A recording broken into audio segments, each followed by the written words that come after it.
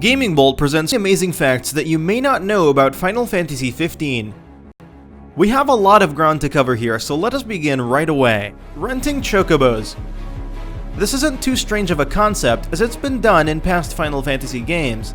Chocobos, those cute, mostly yellow, fluffy, tall chick birds that are often used to span large distances in a matter of moments, will be rentable, so start saving up those gil. Killing MESMENIR. Just finding MESMENIR is going to be a challenge in Final Fantasy XV. A challenge that will be well when going into battle against a beautifully mesmerizing creature within the land. Not only is it fast, it's furious and it doesn't want to die.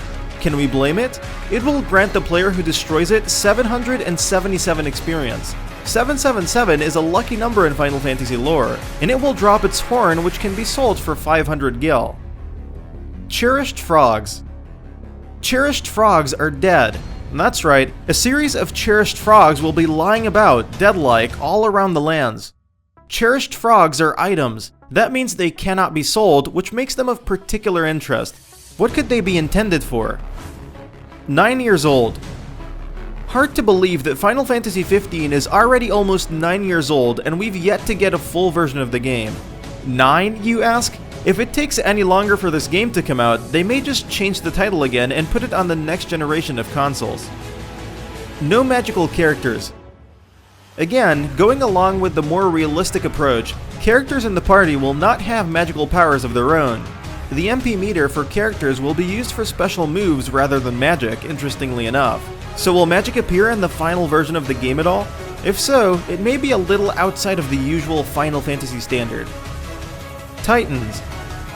There is a glitch in the Final Fantasy XV demo that allows players to move into out-of-bounds restricted areas that are not supposed to be crossed under any circumstances. However, for a few lucky players that have gotten out, a small clip floating around the internet shows a massive titan holding up some form of crystal structure while kneeling on the ground. Could this indicate massive titan-sized battles will be introduced in the final version? Combo attacks. Final Fantasy XV will introduce combo attacks between characters. Racking up kills and knockouts between multiple characters will be a breeze when combined together to form an ultra attack. This can be used in many situations where monsters and enemies get a little overwhelming and it becomes time to unleash the big guns. Summons return. Summons are back, not that they ever left, and better than ever before.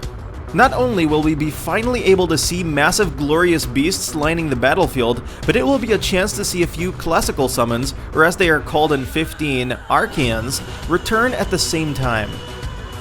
LUMINOUS Studio Engine. Final Fantasy XV is being developed by a team within Square Enix's second business division. Originally directed by seasoned veteran Tetsuya Nomura, who moved over to direct Kingdom Hearts 3 and Final Fantasy VII Remake, Final Fantasy XV is not being directed by Hajime Tabata. Tabata is best known for directing portable titles, Crisis Core, Final Fantasy VII, and Final Fantasy Type 0. The second business division is the first to use the company's Luminous Studio middleware engine. Exciting! Based on our world. Final Fantasy XV is a magnificent marvel of a spectacle. There is no doubt Square Enix will bring their A-game in visual design and architecture.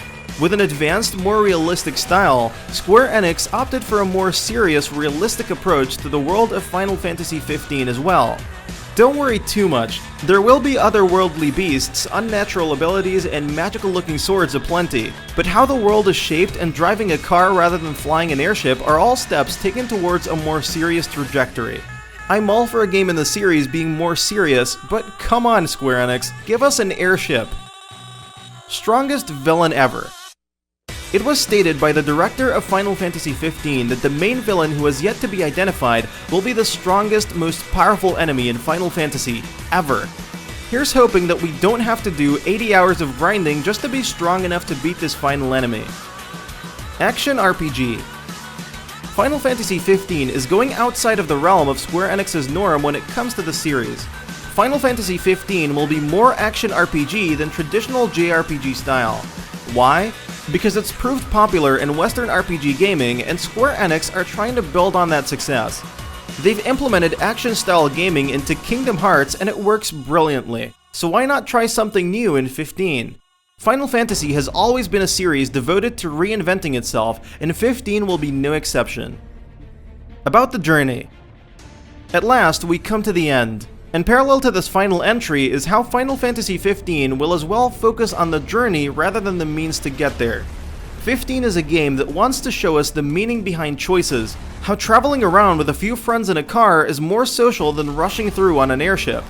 Square Enix have always been about the emotional toil and physical toll it takes to save a world in terrible trouble. But we must learn about our friends, our enemies, and make it about the journey rather than the means. I hope this made some nerd out there cry. What features are you looking forward to in Final Fantasy 15? Sound off in the comments below. And if you like what we're doing, go ahead and click that subscribe button. See you soon.